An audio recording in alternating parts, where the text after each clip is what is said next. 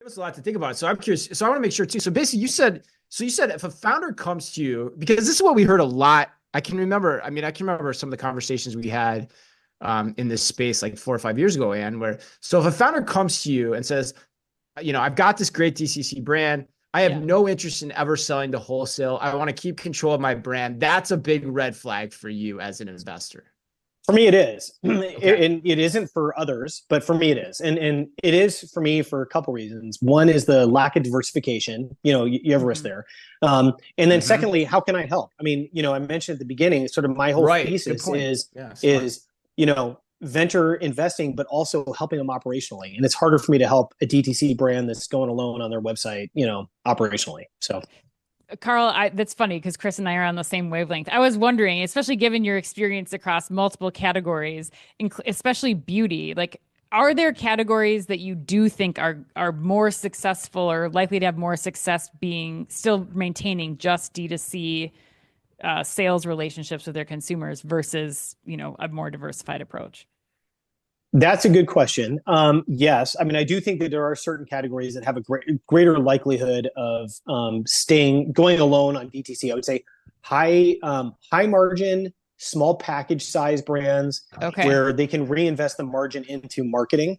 Those are businesses that are likely to be more successful DTC only. So, you take beauty products that are easy to ship, that have high margins, and they can go out and make a huge deal on, marketing via social media or whatever, TikTok shop, whatever, to get their word out there.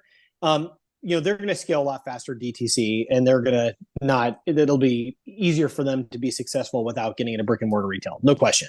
Now, I don't invest in this space, but furniture, that would not be good. Right. Down jackets come to mind. Yeah, for down me, jackets. And honestly, somebody tried that, so it's fascinating. Yeah, totally. But, gallons of milk. When was the last time you saw a DTC gallons to milk retailer? Very expensive to ship. Low margins. That would be bad. Perishable, yes. All right. Well, let's get you out of here on this. This is the question I think that Ann and I have been waiting to ask you as we kind of build up to it here. But so with all that said, where do you think the opportunities actually lie in the marketplace?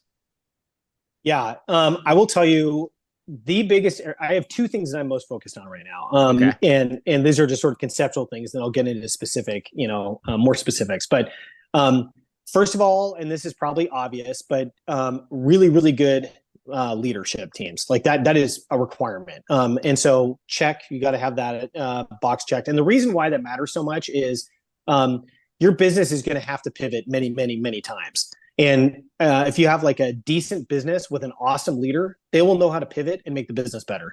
If you have what seems like a pretty good business and not a very good leader, when the business has to pivot, you're in trouble. So I would say leadership matters a lot. The second thing that matters a lot to me is differentiated IP. And I know I said that already, but just to underscore it, that is really, really important to me. And the reason why it is because it gives you differentiation and defensibility in a space, consumer, where there's very little differentiation. There's very little defensibility. I mean, think about how many food companies out there that have the hottest thing. They're going to get, they have a very high likelihood of getting disrupted unless they build a really strong foundation and grow fast really quickly. So Liquid Death, I mean, they're killing it. But it's because their branding is so great, Right. And so that's how they've been able to create a bit of a moat and scale. But but for me, it's I tend to think differentiated IP is a really good moat. So I look at that a lot. So, just to give you an example of some of the companies I've invested in already, they kind of fit those bills. So the first one is a hair care company called Small Wonder, actually founded by a Target alum. And they actually own IP on water-free professional salon grade shampoo and conditioner. And so the product itself the actual product is a powder that is patented. It has patent protection on it. But they also have a package they've created, that a dispensing mechanism that is also patented. And so you can put it in the shower, and the powder doesn't get wet until you want it to get wet and want to activate it. And so it's a really cool company and they have patent protection from a number of different angles there. So that's one. Another one is one of the first companies I invested in is called Shameless Pets.